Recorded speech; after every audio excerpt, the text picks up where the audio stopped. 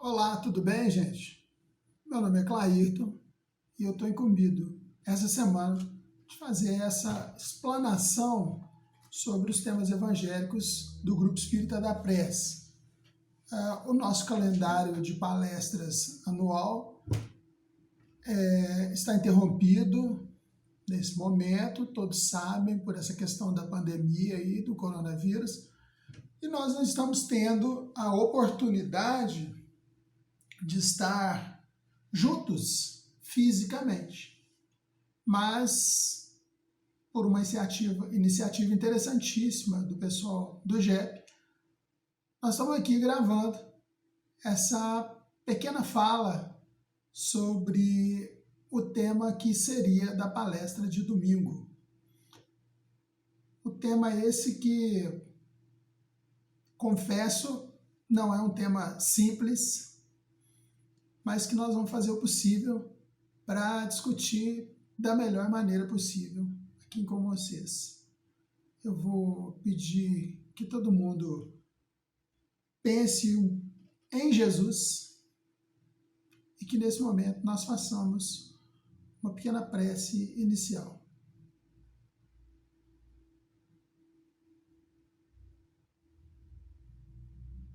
Que a luz de Deus, que nunca falha, nos encontre disponíveis para o trabalho, o entendimento, a iluminação de nossas consciências. Que estejamos, desse momento em diante, prontos a abrir as portas de nossos corações para receber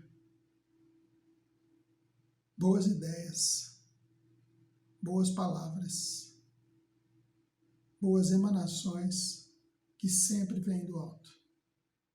Que Jesus nos ilumine e nos dê a sua paz. Que assim seja. Bom, então depois dessa pequena prece, eu vou fazer a leitura do livro Pão Nosso,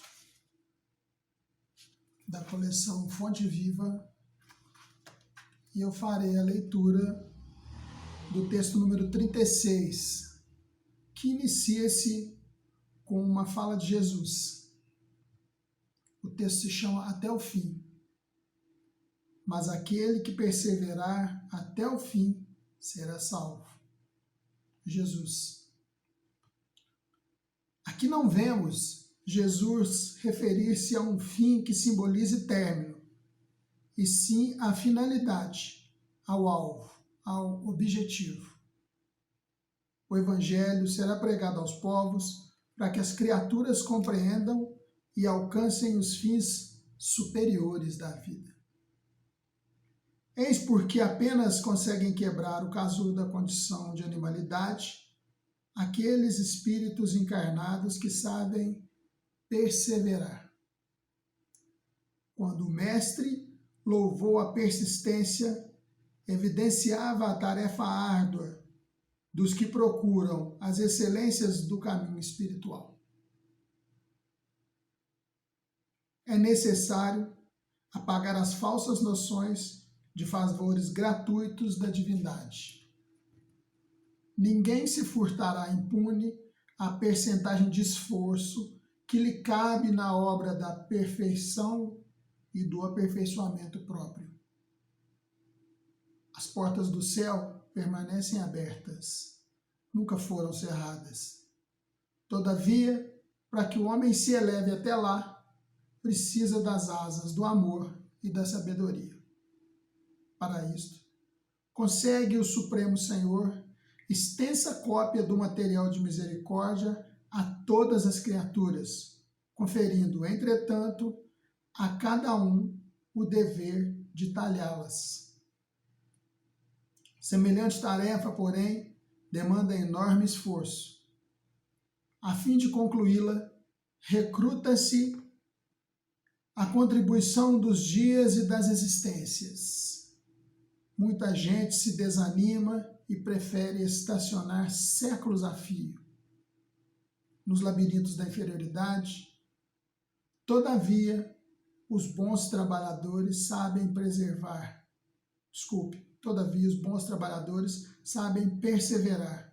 até atingirem as finalidades divinas do caminho terrestre, continuando em trajetória sublime para a perfeição. Bom, no texto que o Emmanuel nos traz, Jesus está dizendo que aquele perseverar até o fim, ele vai conseguir chegar à perfeição, né? A salvação. O que é a salvação nesse caso? Vou tomar uma aguinha, gente. A salvação nesse caso refere-se à questão de nós mesmos trabalharmos intensamente pela nossa melhoria. Reconhecer as nossas dificuldades, encontrar os nossos erros e buscar soluções para que esses erros não voltem a acontecer nas nossas experiências posteriores reencarnatórias. Infelizmente, muita gente, e eu me coloco assim, perde a vontade às vezes. Acha que está tudo muito difícil, que erra demais, que ainda é fraco, que não consegue. E se deixa estacionar nessa faixa de pensamentos, pode ficar estacionado por séculos, como o próprio texto diz. É comum em reuniões mediúnicas recebermos, por exemplo, mensagens de espíritas que estão agarrados a um modelo de ideia por tanto tempo que já não conseguem mais diferenciar a realidade do próprio ambiente mental em que se encontra. Muitas vezes, embora quadros luminosos estejam à sua volta, ainda persistem em sombras intensas causadas pela própria mente. Então, é um trabalho árduo, é difícil, do qual nós não poderemos nos distanciar. Nós precisamos fazer esse processo de melhoria em nós mesmos. Jesus disse, né? Faça a sua parte que eu te ajudarei. Então vamos fazer a nossa parte. Vamos entender a nossa dificuldade, a nossa falta ainda de capacidade de resolver tudo, de entender tudo. E vamos ser um pouco mais misericordiosos com nós mesmos. Ao encontrar os nossos erros, vamos buscar soluções para esses erros. Vamos buscar não mais cometer esses mesmos erros. Uma vez aprendida a lição, é necessário dar um passo à frente. É imperativo o passo posterior. E então, quando dermos o passo à frente, nunca mais voltaremos ao passo anterior, ao estágio anterior, ao erro anterior. Pode ser que a gente encontre outros erros pelo caminho, mas, de novo, nós vamos trabalhar para que os erros do passado não sejam cometidos hoje. Só por hoje. Então vamos melhorar a nossa maneira de pensar a vida e nos punir menos pelas nossas falhas e as nossas dificuldades. Todos estamos no caminho do melhoramento, principalmente num planeta como o nosso, de provas e expiações, onde estamos sendo provados diante dos ajustes que temos que fazer com a nossa existência. Ajustar. Se erramos aqui, recolocamos o nosso carrinho na linha correta e evitamos escapar da estrada mais uma vez. Ok? Então vamos lá. Bastante fé e esperança que a gente vai dar conta. Fomos feitos para a perfeição. Então vamos perseverar no bem. Bom, vamos falar um pouco então sobre esse tema que é o martírio e a crucificação de Jesus. Jesus, em primeiro lugar, a gente precisa se lembrar da questão 625 do Livro dos Espíritos, tá? Quando Kardec pergunta se havia algum modelo para o ser humano seguir nesse planeta, como é que a gente poderia ser melhor nesse planeta? Qual que era o ápice, né, da perfeição humana? Como é que a gente faz para ser perfeito, para seguir em frente de maneira correta nesse planeta? Tem algum modelo? Tem um guia? O que a gente deve seguir? E os espíritos que formavam aquela grande egrégora do Espírito da Verdade respondem: Jesus. Só isso. Jesus. O caminho é Jesus. O modelo é Jesus. O guia é Jesus. É interessante como é difícil compreender uma coisa tão simples. Como ainda está muito distante da gente seguir Jesus corretamente. Bom, a partir da indagação do Kardec, nós podemos entender, então, por parte dos espíritos elevados, que faziam parte da egrégora do Espírito da Verdade, que Jesus é o padrão final, é a evolução completa do ser humano. O ser humano evoluído assemelha-se ou está na mesma faixa de vibração de Jesus. Agora, é complexo entender isto, porque Jesus veio ao nosso planeta nos tirar de um momento de extrema dificuldade. Jesus fez esse planeta. Jesus, pelo seu pensamento, colocou tudo que era necessário para que a Terra fosse o que é. Jesus descobriu quem eram os espíritos que necessitariam fazer os seus estágios de evolução aqui nesse planeta. Se estamos aqui, todos que estão aqui, é por obra de Jesus. Vamos cumprir aqui as nossas tarefas, porque Jesus nos colocou nesse caldeirão efervescente. Mas, quando Jesus veio, a principal mensagem que ele deveria passar para esse planeta era a mensagem do amor.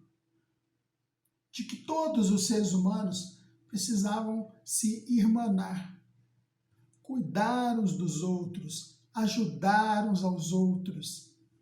Ser melhor significa ser melhor para todos. Encontrar a felicidade significa dar a felicidade.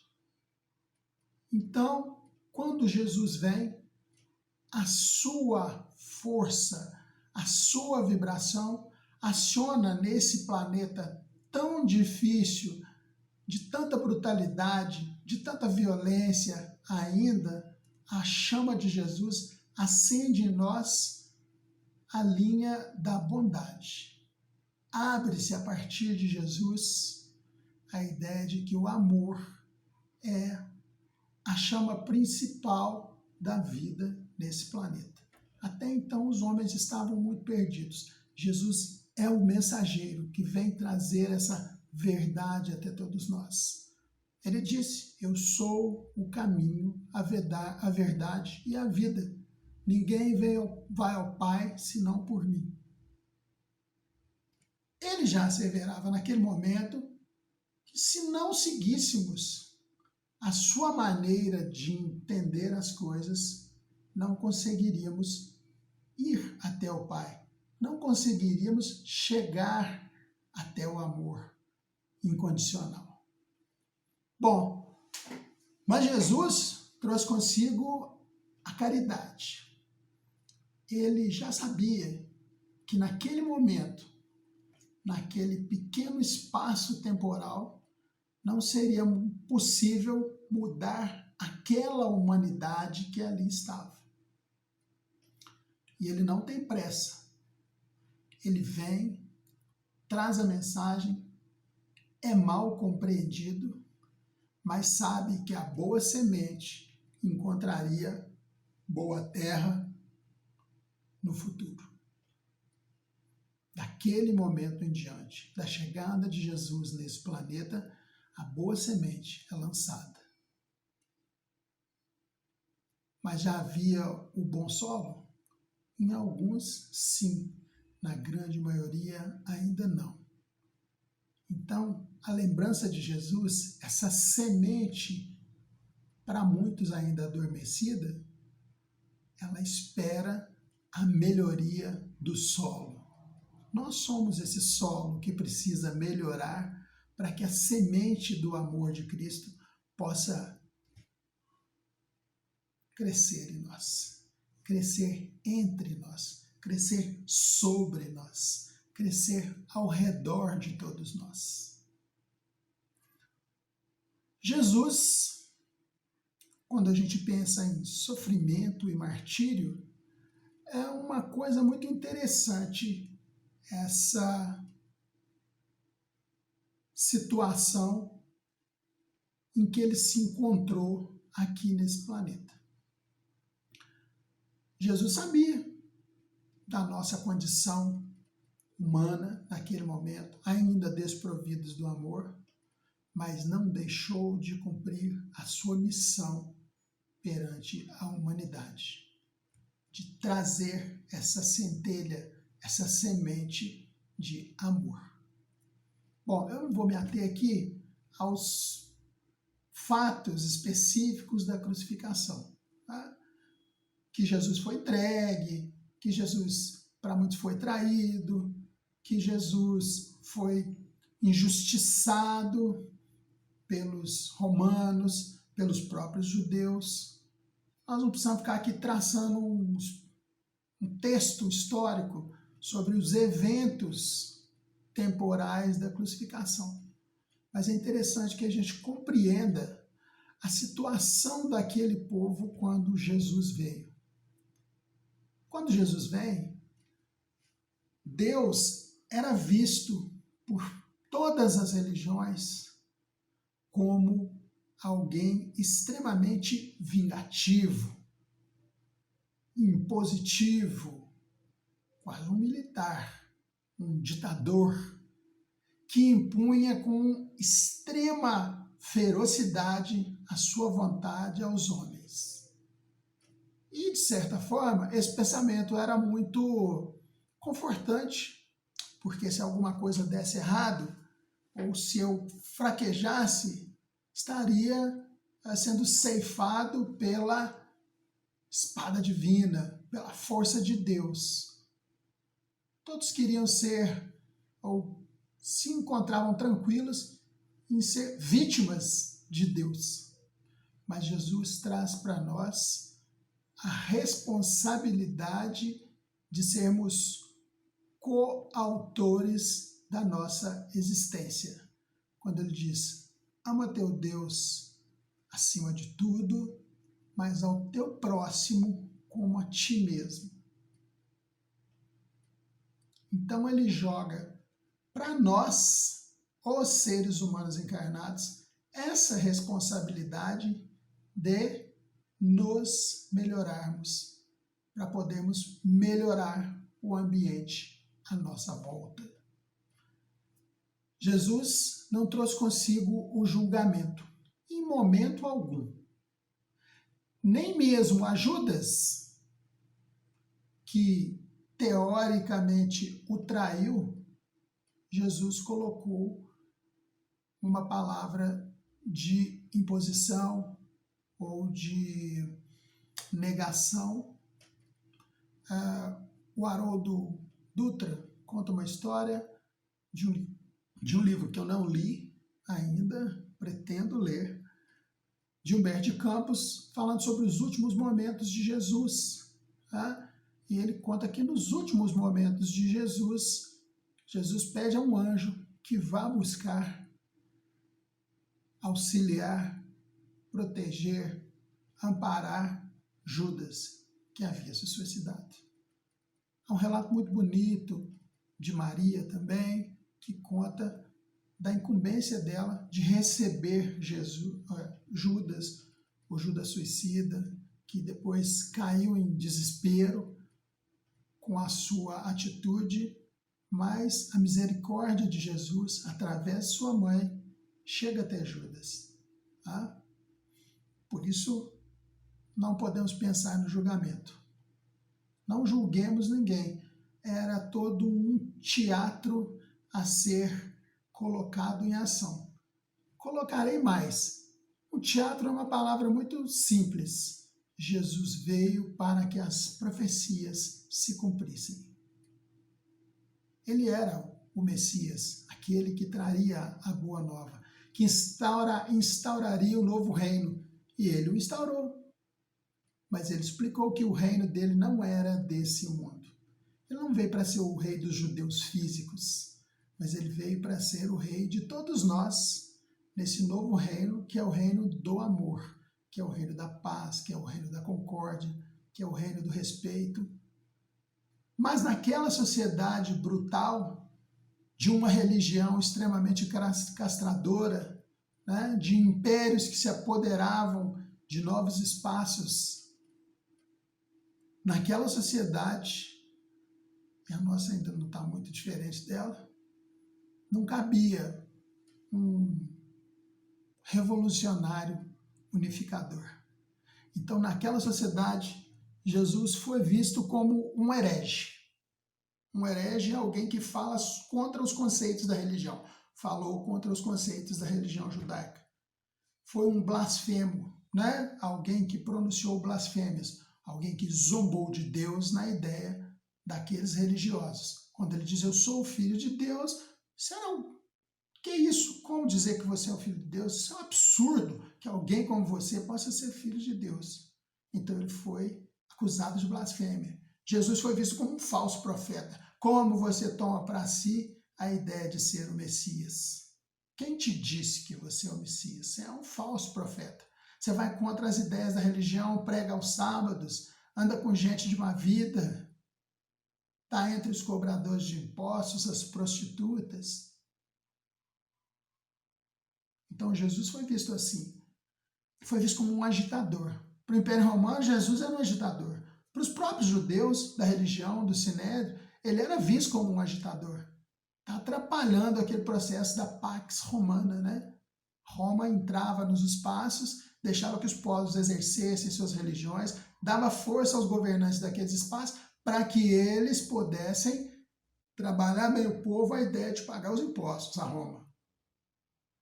Mas Jesus era visto como um agitador, porque a sociedade judaica era uma sociedade religiosa. E quando ele falava contra a sociedade religiosa, contra a religião, ele falava contra aquele império que dava suporte a essa casta religiosa que dominava o povo judeu. Então Jesus é o herege, Jesus é o que proferiu blasfêmias, é o falso profeta, é o agitador. E o Sinédrio, os judeus, a caça religiosa, vão à caça de Jesus. Entregam-no a Roma. Mas Pilatos lava as mãos e eu não tenho nada contra esse homem. Só que se ele fica aí, ele vai causar problemas. Então vamos submetê-lo a o gosto da população, do populacho, da horda de pessoas. E Jesus é levado. Quem que vocês preferem? Hoje a gente pode soltar alguém, vai ser Páscoa. Está chegando um feriado aí para o povo de vocês. Quem que vocês querem que seja solto? Cristo ou Barrabás? A gente já sabe quem foi solto. Né? Ignorância. As pessoas não compreenderam Jesus. E Jesus foi humilhado, foi violentado, foi massacrado, tanto pelos judeus quanto pelos romanos. E morre pela pena, né, sob a lei romana, crucificado. Jesus traz para nós, nesse momento da crucificação, a maior lição que o Livro dos Espíritos nos traz também, tá? Através da pergunta: quais são as piores chagas da humanidade, né? O orgulho e o egoísmo. E Jesus, ao ser crucificado, sendo o Filho de Deus, podendo fazer o que podia e o que queria, deixou que a profecia nele se cumprisse. Jesus se deixou morrer. Jesus se deixou prender. Jesus se deixou ser agredido, porque ele sabia que tudo aquilo era necessário para que a sua atitude diante desse processo fosse uma atitude de ensinamento, de melhoria das condições da nossa humanidade naquele momento. Jesus na cruz não teve orgulho algum. Ele não se viu acima de ninguém como ser humano. Jesus, naquele momento, não pensou nele, pensou nos outros. Quando ele diz: Pai, perdoa-os, porque eles não sabem o que fazem. Quem não sabia o que fazia? Os romanos, os judeus, toda a humanidade. Ele sabia da nossa condição, da nossa incapacidade de compreender aquelas nobres verdades que ele trazia naquele momento. Então, Jesus vence o orgulho, vence o egoísmo. Jesus traz para nós toda uma ideia de paciência, de resignação, de perdão, de caridade. Jesus então vem trazer esse amor sem barganha, esse amor sem medo, esse amor carregado de esperança em dias melhores. Sim, porque ele sabia o que viria logo depois. Depois da cruz, a ressurreição. Depois da cruz, o reencontro com o Pai. Depois da cruz, a ascensão. Depois da cruz, os melhores momentos. Jesus sabia que depois da cruz estaria cumprida a sua missão para conosco, humanidade terrestre. Depois das dificuldades do nosso trabalho de melhoria, virá ao nosso encontro Jesus.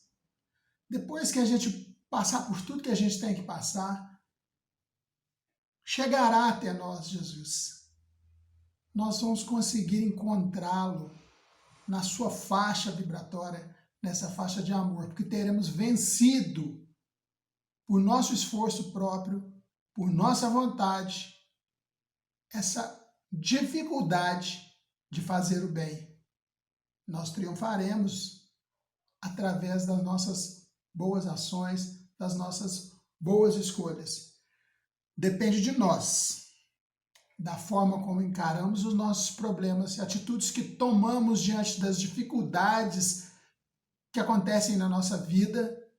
Depende de nós e da forma como escolhemos viver nessa existência. Depende de nós a velocidade com que iremos adiante, mais rapidamente, de uma maneira mais reta. Portanto, façamos a opção pelo bem. Tomemos as nossas cruzes e sigamos Jesus.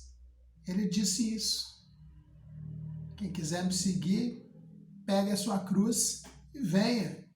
Então vamos tomar as nossas cruzes, vamos cumprir a nossa profecia, vamos fazer o que é certo, vamos buscar o amor, a solidariedade, a concórdia, a benevolência, a paciência, a resignação. Vamos envergar, mas não vamos quebrar. Vamos passar pela ventania, mas não vamos deixar que as nossas raízes sejam arrancadas. Vamos ficar firmes nesse amor. Vamos ficar firmes no caminho correto, seguindo o modelo e guia, Jesus. Que a lição da cruz seja a lição de que, apesar de todas as dificuldades, o nosso caminho futuro, o nosso destino final é brilhante, é feliz, é Jesus. Que Jesus esteja com todos vocês nessa nova semana, que a paz, a tranquilidade, a paciência, a fé possam acompanhá-los nesses momentos que realmente têm sido difíceis, mas nós precisamos encontrar o lado correto, o lado bom, a lição a aprender nesses momentos difíceis. Então, tomemos nossa cruz e sigamos Jesus. Fiquem com Deus, até uma outra oportunidade. Desculpem as minhas falhas, é a primeira vez que eu faço isso. Não foi fácil, mas foi muito bom. Obrigado, um beijo no coração de todos vocês. Fé, paciência, tranquilidade e muito boa vontade para abrir os olhos e ouvidos para as coisas que o céu nos mostra diante das nossas dificuldades na vida. Que seja luz o caminho de todos nós. Fiquem em paz.